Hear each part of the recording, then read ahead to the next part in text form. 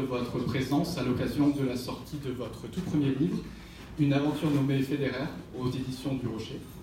Merci aussi d'avoir accepté de répondre à nos questions en collaboration avec le Club de la Presse de Strasbourg, et notamment en présence d'étudiants du QH de Strasbourg. Pour revenir rapidement sur votre parcours, vous êtes diplômé de l'IFP, Institut français de presse, en 1995, et vous commencez votre carrière comme reporter chez RMC. Plus tard, vous passerez 6 ans au sein de BFM TV et vous présenterez aussi Capital sur M6 de 2011 à 2014. À la radio, vous animez pendant 4 ans la matinale d'Europe 1 de 2013 à 2017. Mais le 17 juillet 2017, vous êtes remercié d'Europe 1 et devez laisser votre place à Patrick Cohen. Cette année-là également, à partir de septembre, vous succédez à Nicolas Poincaré à la présentation de l'émission Complément d'enquête sur France 2 et devenez le joker de Laurent Delahousse lors des éditions du JT de Week-end. Aujourd'hui, c'est donc votre tout premier livre dont vous venez nous parler. Thomas Soto, cette aventure commence le 17 juillet 2017, journée triste pourtant, puisque vous apprenez que vous êtes licencié d'Europe 1. Mais c'est aussi ce jour-là qu'un éditeur vous propose d'écrire un livre sur Roger Federer, votre idole. Oubliez donc le rendez-vous chagrin, écrivez-vous. Et ce livre porte justement sur le meilleur joueur de tennis de tous les temps, encore là selon vous. À propos du joueur suisse, vous avez déclaré d'ailleurs « Il est ma potion magique de bonheur et d'enthousiasme ». Alors Thomas Soto, vous l'assumez, ce livre est tout sauf objectif et vous semblez complètement fédérisé. D'où vient cette passion, ce désir fou pour le seul et l'unique Roger Federer, Thomas Soto? D'abord, qui vous dit que c'est une passion pour le seul et l'unique Roger Federer? Bonjour à tous, merci de votre accueil. Qu'est-ce que j'ai dit là? Potion magique quoi? Potion magique de bonheur et d'enthousiasme. On en dit des conneries. Je vais essayer de les limiter quand même pour aujourd'hui. Ma passion pour Federer, ça a d'abord été un intérêt tennistique. C'est-à-dire je suis très très bien classé devant ma télé. Donc je regarde beaucoup de matchs et j'ai remarqué ce joueur il y a, comme tout le monde, il y a une quinzaine d'années maintenant. Et sa capacité hors norme à mettre la balle exactement là où il souhaite qu'elle aille. Et puis petit à petit, je me dis, mais c'est qui ce mec qui a l'air gentil, qui a comme un prénom qui est peu commun quand on a 20 ans, ça s'appelait Roger, même s'il déteste ça, qu'il faut dire Roger. À l'époque, les commentateurs l'appelaient beaucoup Roger Federer en France. Et donc j'ai eu une curiosité d'essayer de savoir quel était le bonhomme qui se cachait derrière le sportif. Moi, mon intérêt, il est humain, il n'est pas sportif. C'est pas un bouquin qui est écrit pour des passionnés, des accros de sport. Donc, une fois que j'ai été à Europe, je me suis dit, je vais demander très naturellement à l'invité, et je pensais qu'il viendrait aussi naturellement. Sauf que je me suis aperçu que c'était extrêmement compliqué. Et il a fallu, après avoir essuyé une bonne dizaine de refus par les voies traditionnelles, je me suis dit, je vais employer des moyens un peu parallèles. Et j'ai commencé, on était en pleine période de la pétition contre la loi travail et le conneries. Donc j'ai eu un après-midi, en arrivant en Europe, parce que j'ai retourné tous les après-midi pour préparer la matinale du lendemain, j'ai mis en ligne une pétition qui reprenait un peu le modèle de la connerie, sauf que la finalité c'était que Roger Federer vienne dans la matinale d'Europe 1. Ça a eu quelques milliers de signatures, mais ça n'a pas suffi à convaincre son agent. Donc j'ai ensuite commencé à faire des petites vidéos au fur et à mesure au gré des interviews de personnalités que je mettais sur les réseaux sociaux. J'ai commencé avec Norman, qui n'a pas eu son agent. Ensuite j'ai fait Joe Star, qui a effrayé son agent. Ensuite j'avais une interview avec Woody Allen, et Woody Allen a accepté volontiers d'enregistrer une petite vidéo lui aussi. Ça n'a pas suffi. Et un matin, j'interviewais François Hollande, qui était alors chef de l'État, et qui est un garçon d'abord facile. Donc en sortant, je l'ai coincé littéralement dans un coin du studio. J'ai mis mon téléphone dans la figure et je lui ai dit, est-ce que vous pouvez enregistrer un petit message? Ce qu'il a fait. Évidemment, je me doutais que j'avais une fenêtre assez réduite à ce moment-là pour poster cette vidéo sur les réseaux sociaux, puisque dans les 4 minutes, les gens du service communication de l'Élysée sont venus en régie et m'ont dit, il ne faudrait pas poster la vidéo du chef de l'État. Et j'ai pris ma mine la plus faux cul du monde et j'ai fait « oh, trop tard ». Ça a beaucoup énervé l'agent de Federer, qui a dit le chef de l'État, ça commence à bien faire. Et un matin, peut-être que je réponds à trop de questions là. Non. Et un matin, je rentrais me coucher, comme après chaque matinale, je fais une petite sieste réparatrice, je me glisse sous ma couette à midi pile, et là j'ai un appel de Jean-Pierre Elkabbach qui me dit ah, ton ami est à l'avenue. L'avenue, c'est un restaurant qui est juste à côté de l'Europe 1. Viens, il est là, ton idole. J'ai sauté dans mon jean, pardon pour l'imitation, qui n'est pas Campio qui veut. J'ai sauté dans mon jean, j'ai pris un Vélib et j'ai attendu qu'il finisse connaissait toute l'histoire, qui m'a même dit qu'il était passé à côté d'Europe il n'y a pas longtemps et qu'il voulait m'appeler. Donc là, j'ai eu envie de pleurer, de joie. Et surtout, on a convenu qu'on ferait cette interview, et il n'était pas du tout question de bouquin à ce moment-là. Voilà comment toute l'histoire a commencé. Et une fois que j'ai réussi à court-circuiter l'agent, Tony Gotzig est une chose à retenir pour les futurs journalistes qui sont là, court-circuiter l'agent, c'est important, sans trop vexer le personnage principal. C'est un équilibre à trouver. Et ben, Tony Gotzig donc, est devenu mon meilleur ami, facilitateur d'interview, d'organisation, etc. Et j'ai pu faire cette interview pas loin de chez vous, puisque c'était à Bâle, où j'ai passé 3 heures en tête-à-tête avec lui. Donc, ce qui était un moment à la fois privilégié, très agréable, et qui m'a permis de découvrir effectivement qui était le bonhomme, qui était derrière le champion. Alors justement, il est comment Roger Federer? Certains disent de lui que c'est un vrai volcan, donc il s'est adouci avec le temps et au fur et à mesure de ses victoires. Alexandre Bompard, PDG de Carrefour, déclare lui ne pas croire en l'idée du gentil garçon suisse, avant d'ajouter c'est beaucoup plus complexe que cela. Alors est-ce qu'il est aussi lisse que ça? Est-ce que c'est quelqu'un de complexe? Quel est votre avis? Alors il n'est pas du tout lisse. Et j'en parle beaucoup dans le livre. C'est vrai que c'est l'image qu'il a, bien peignée, toujours impeccable. On a l'impression qu'il sort d'une série américaine où quand on se lève le matin, on est déjà coiffé, habillé et presque maquillé. C'est le contraire de ça, Roger Federer. C'est un puits d'émotions, de courants contradictoires. C'est un gamin qui s'amuse de tout, qui joue de tout, qui rit de tout. C'est quelqu'un qui, avant de rentrer avec sa mine, son poker face sur le court, est capable de faire un bras de fer avec ses copains, de raconter des blagues. Il paraît qu'il est champion du monde en blague salace, mais aucun de ses proches n'a voulu m'en raconter une. Il paraît qu'elles sont vraiment trash. Et c'est quelqu'un surtout qui a parfois des moments de vérité qu'on voit après les victoires ou après les défaites, quand il se met à... C'est pas des sanglots quand il gagne un match, c'est des larmes, des vraies larmes. Donc ça dit beaucoup de choses de tout ce qui se passe à l'intérieur. Et quand il perd, à contrario, ce qui arrive, Dieu merci, extrêmement rarement, on a l'impression que c'est un petit garçon à qui on a enlevé son jouet et qu'il a oublié qu'il est numéro mondial, qu'il a 20 titres du Grand Chelem et qu'il a tout gagné, qu'il a finalement plus rien à espérer d'autre que du plaisir. Et non, on a l'impression que son univers s'effondre. Et la couverture du livre, j'imagine que ça correspond à cette image de Roger Federer? Alors la couverture du livre, en fait, mon éditeur au début m'a envoyé une photo extrêmement classique où il tenait une coupe dans ses mains, je crois que c'était Wimbledon. Et je dis, ça c'est exactement ce qu'il ne faut pas qu'on fasse. Parce que c'est pas un livre, encore une fois, sur les performances sportives, la qualité de son revers, son service illisible pour l'adversaire, non, c'est pas ça. Et donc je suis allé sur Google Images un soir, j'ai cherché une photo un peu originale. Et ça c'est une photo qui était détourée d'une photo prise quand il a lancé la Laver Cup, qui est la nouvelle compétition qu'il a organisée. Et je trouvais que ça résume assez bien ce que je veux raconter du personnage. Il est en costume, il joue de la guitare avec sa raquette, il est différent de l'image qu'on peut avoir de lui. Alors, Roger Federer semble faire consensus, tout le monde l'aime, tout le monde l'admire, vous le premier. Et pourtant, il y a ce grain de sable en 2001, lors du quart de finale de Coupe Davis contre la France à Neuchâtel. Le capitaine à l'époque de la sélection suisse, Jacob Lasek, le courant n'a pas très bien passé entre les deux hommes, autant dire. Et Roger Federer pose son ultimatum, ce sera lui ou moi. Est-ce que c'est un grain de sable dans la carrière du Suisse, un emportement de jeunesse? Comment est-ce que ce micro-événement-là peut ou pas entacher la carrière de Roger Federer? Il fait virer Lasek du capitaine de Coupe Davis et c'est pas neutre pour comprendre Roger Federer. C'est-à-dire que c'est quelqu'un qui a une obsession du résultat et une obsession du palmarès et une obsession de la réussite. C'est-à-dire que c'est un gentil garçon, certes, mais avec un ego surdimensionné comme tous les très grands champions. Et en fait, il y avait de l'affect là-dedans parce que Lasek ne faisait pas jouer son copain Marc Rosset, et ça Federer n'a pas supporté. Et il y avait aussi cette volonté de se donner toutes les chances de remporter la Coupe Davis. Et quand il a estimé, il n'a pas fait de sentiment, effectivement, et un soir, une conférence de presse à minuit, il dit, voilà, soit il dégage, soit j'arrête. Quand on pense à Roger Federer, on pense à l'un des premiers faits marquants, qui est la victoire contre Pete Sampras à Wimbledon, en 5-7. Et puis, c'est aussi la longévité de Roger Federer. Le 16 février 2018, à votre plus grand bonheur, j'imagine, il redevient numéro 1 mondial à 36 ans et 195 jours, le plus vieux de l'histoire du tennis. Aujourd'hui, il est numéro 2. Il est redevenu entre-temps. Il a été numéro 1, numéro 2, numéro 1 et numéro 2. Et quel est justement pour vous le secret de sa longévité? Est-ce que vous parlez de son enthousiasme, son âme d'enfant?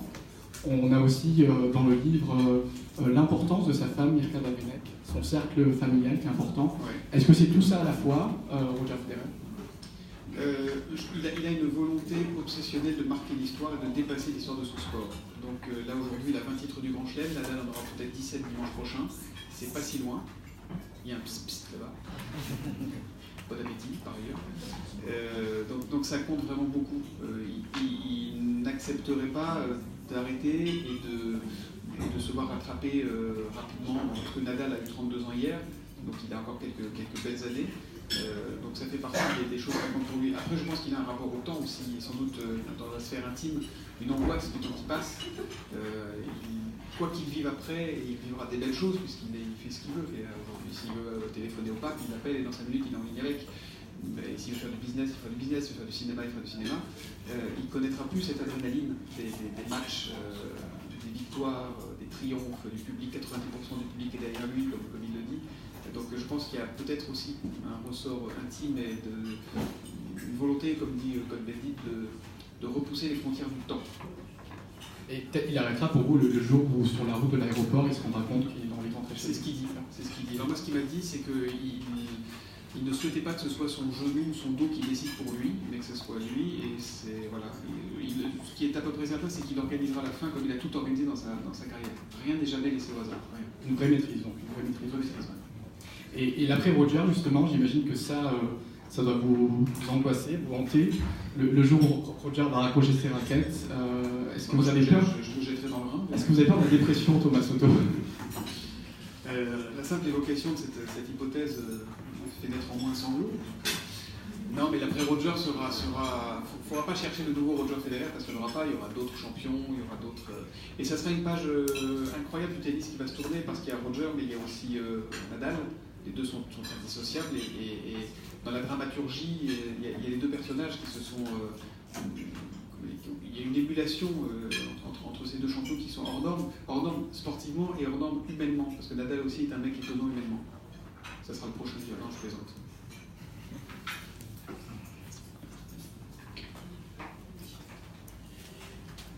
Maintenant qu'on a parlé de votre idole, on va essayer de parler un petit peu plus de vous. Les questions pourries arrivent. Dans les colonnes du Figaro en 2014, on disait de vous, reconnu pour sa compétence, sa réactivité et sa fine connaissance de l'actualité, Thomas Soto est déjà parvenu à redresser les audiences de la station de la rue François 1er. Bon, les résultats sont tout autres maintenant. Le jour de vos adieux... C'est une interview qu'avait donnée ma mère au Figaro, hein, c'est pour ça que... sur cette déclaration. Le jour de vos adieux à vos collègues, alors vous leur dites Europe c'est toute ma vie. Alors comment réussir à rebondir dans ce métier? Je crois en continuant à faire ce métier. On me demande souvent est-ce que tu préfères la télé, la radio. Moi je dis ce que j'aime c'est mon métier de journaliste. Donc la vie ne s'arrête pas, une page se tourne, mais la vie ne s'arrête pas quand vous quittez un média, quelles que soient les conditions. Donc quand on a comme moi ce métier au cœur et qu'on a aussi moi j'ai vraiment la conviction, je me le répète tous les jours, d'être un enfant gâté, c'est-à-dire que je vis de ce métier, je vis des aventures, des expériences que je n'aurais jamais imaginé vivre. Donc non, franchement les transitions ne sont pas difficiles pour l'instant. Et voilà, on va parler de transition justement. Fabien Amias, dans Télérama en 2015, déclarait « Au début, il voulait n'être jugé que sur son boulot de journaliste et ne surtout pas verser dans l'entertainment. Il a compris que laisser filtrer son humanité et sa chaleur pouvait, en le rendant plus agréable à entendre, porter son travail. » Vous avez commencé en tant que reporter pour RMC. Est-ce que la transition du terrain à la présentation, comment elle s'est passée finalement? Et est-ce que vous avez une préférence désormais? Est-ce que vous faites encore du terrain? Alors du terrain, j'en fais moins nécessairement. En revanche, notamment en Europe, quand il s'agissait d'aller faire des éditions spéciales, de bouger en anecdote, mais en Ukraine, 2000, ouais, je sais plus quelle année c'était, 2015, comme ça, les affrontements meurtriers sur le Maïdan à Kiev. Moi, je reviens pour préparer mon matinale à 16h30. J'appelle Fabien Amias, qui était donc le directeur général d'Europe, avec qui on a vraiment travaillé très très bien ensemble pendant 4 ans. Et je lui dis, si on allait faire la matinale de demain matin en Ukraine, à Kiev. Il me dit, j'y avais pensé, mais je pensais qu'il était trop tard, donc on essaye. Et donc là, on part dans une course contre la montre, hein, parce qu'il est là, au moment où on en parle, il est 17h. La matinale, c'est à 6h le lendemain matin. Et aller à Kiev ce jour-là n'est pas ce qui est le plus facile. Donc je pars tout seul avec un peu de matériel et je prends un Paris-Amsterdam, ce qui n'est pas l'aéroport le plus proche de Kiev. J'arrive à... Alors déjà, le Paris-Amsterdam, je devais le rater parce que j'étais en retard et je fais un truc honteux qui m'a valu des regards haineux des autres passagers. Je fais retarder l'avion. J'appelle le DIRCOM à l'époque d'Air France, dont je tairai le nom et il n'y est plus, pour lui dire écoute, si on n'a pas l'avion, si j'ai pas l'avion, on n'a pas de matinale demain. Ensuite, je prends un ligne qui fait Amsterdam-Kiev. Finalement, Fabien de son côté affrète un jet pour un avion privé pour aller nous rejoindre et on se retrouve tous à 2h30 du matin, donc à H-3h30 là-bas. Et on fait un tour, on regarde, etc. Et on fait une matinale spéciale là-bas. Donc oui, je fais moins de terrain, mais j'aime toujours ça. Mais il faut que ça soit justifié. J'aime pas les spéciales qui ne sont pas justifiées. On en a fait quelques-unes. C'est pas forcément ce qu'il y a de plus heureux. C'est quoi votre question? Et la transition du terrain à la présentation, justement, comment elle s'est déroulée? Naturellement, c'est encore le même métier et il faut toujours rester soi-même, qu'on fasse un reportage ou qu'on fasse un plateau, une présentation. Il n'y a que dans certaines chaînes de télé où on pense qu'il faut forcément dire et à la fin, il a bu un coca. Voilà, on ne parle pas comme ça. Donc, ça a été un de mes combats partiellement gagné seulement à Capital, parce que c'est vrai qu'au Capital, en plus, on a un ton qui est très marqué comme ça. Et après, il y a le changement par rapport à ce que vous évoquiez, la nécessité de... Qu'est-ce qu'il disait, Namias? De l'humanité et de la chaleur. Je pense qu'on a vécu tous ensemble et chacun dans notre intimité l'épisode des attentats, qu'il y avait non seulement un besoin d'information pour les auditeurs, mais aussi un besoin de compréhension, de partage, voilà, presque, j'allais dire, de communion. Et à ce moment-là, moi, je me suis dit, il faut mettre un peu plus de rondeur, il faut mettre un peu plus de chaleur, et il faut mettre un peu plus d'humanité et laisser cours à ce qu'on ressent les uns les autres. Donc ça a aussi été un moment important. Et les audiences ont parlé pour vous. Et les audiences ont parlé pour vous sur cette... Je vous aime bien. On va revenir sur un événement un petit peu plus récent, même si déjà en 2014, vous déclariez à Nice Matin, cette chasse hystérique au buzz est insupportable et fait énormément de mal à notre métier car on n'a plus le temps de se poser ni de hiérarchiser l'info.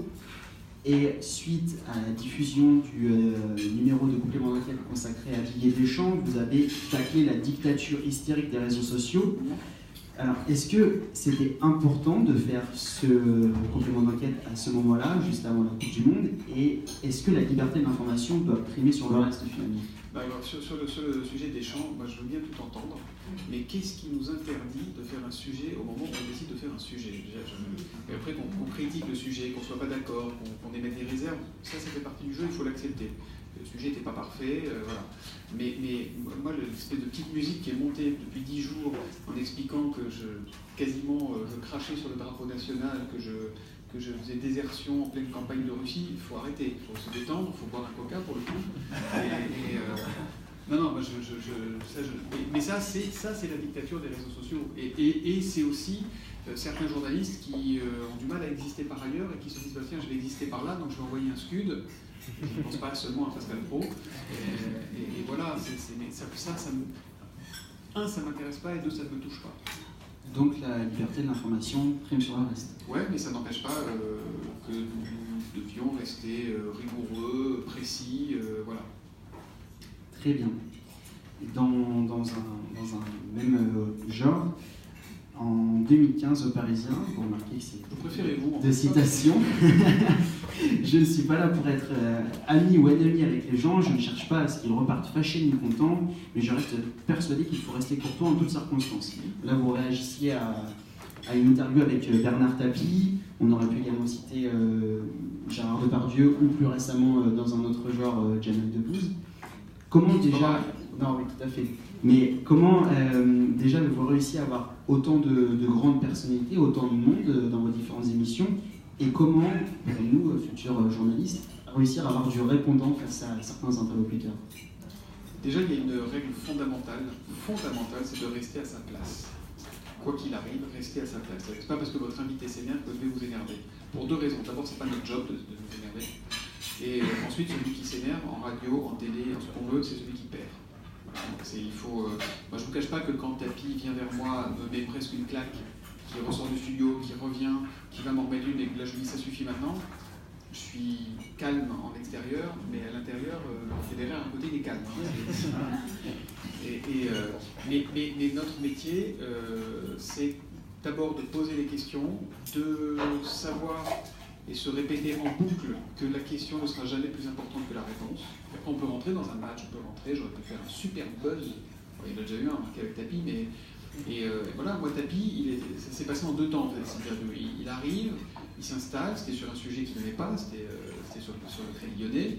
Moi j'avais bossé 4 jours, jour et nuit pour être au taquet, voilà, j'avais passé tous les coups de fil, etc. Il savait que j'avais tout préparé. Julie fait une annonce pendant la pub, dans un instant Tapi qui va revenir sur je ne sais quoi. Il saisit ça pour dire je me casse, mais en fait il essaie de m'impressionner. Donc il se lève, il éructe, il traite, pardon, je le cite, tout le monde d'enculé, etc. On fait une première question, une deuxième question, il se lève, il s'en va. Ok. Fabien Amias, en l'occurrence, ouvre son parapluie, insulte, va le revoir, machin, il se barre. Finalement, on décide de lui redonner une chance de venir 1 heure après. Donc après Campus, c'était complètement, on cassait la grille.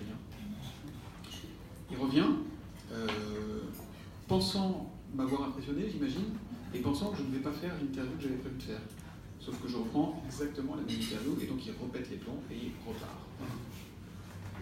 Après, ça ne m'empêche pas, je l'ai réinterviewé depuis, enfin voilà, il n'y a pas d'excommunication, il ne faut rien mettre de personnel dans ce métier. En tout cas, quand on est interviewé. Après, si quelqu'un ne veut plus revenir, il va plus revenir, tant pis. Et justement, sur le personnel, vous étiez invité samedi dont n'est pas couché, et vous avez beaucoup aimé une phrase de Marc Lavoine qui est invité également, qui disait « Mes parents ont raté leur rêve, mais ils ont réussi les miens ». Et vous, en parlant de vos parents, vous expliquiez qu'ils ont su vous inculquer des valeurs de respect et de plaisir de la vie. Ce n'était pas militaire, mais il y avait des règles.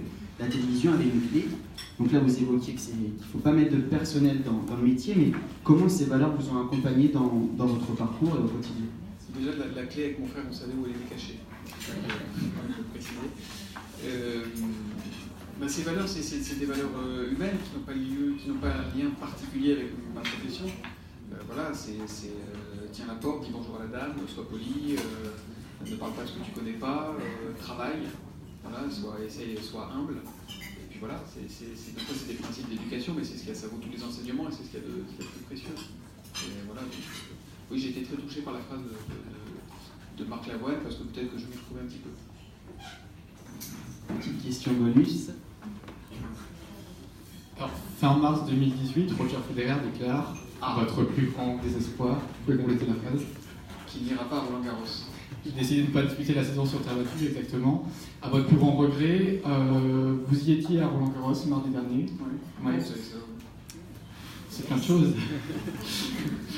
Série des réseaux sociaux, peut-être. Alors, quel est votre pronostic, Rafael Nadal, pour une 11e? Déjà, je pense que c'était pas une surprise. Hein. C'était cousu de fil blanc qui n'irait pas à Roland-Garros parce qu'à bientôt 37 ans, il ne peut pas faire les 2 tournois à un mois d'intervalle en espérant gagner les 2. Et ils vont gagner un, et effectivement, Nadal étant un peu intouchable, semble-t-il, à Roland-Garros, il vaut mieux qu'il aille lui faire manger le gazon là-bas. Quel est mon pronostic? Le pronostic de raison, c'est évidemment Nadal, mais j'aimerais que ce tournoi déraisonne un peu. Je serais ravi que Djoko fasse enfin son grand retour cette année. Pour l'instant, c'est pas si mal parti. Et sinon, mon pronostic de cœur, c'est un garçon qui s'appelle Juan Martín del Potro, qui est un Argentin qui, pareil, a un parcours, voilà, nous sommes 2, qui a un parcours 3, qui a un parcours qui est très, pareil, qui est très heurté, accidenté, et il y a quelque chose d'humain derrière. Donc j'aimerais bien que ce soit lui chez les hommes. Chez les femmes, j'aimerais, parce que vous ne m'avez pas posé la question. Oui, j'allais le faire. Que pensez-vous de Caroline Garcia, totalement chansoniste? Je ne suis pas sûr qu'elle aille au bout cette année.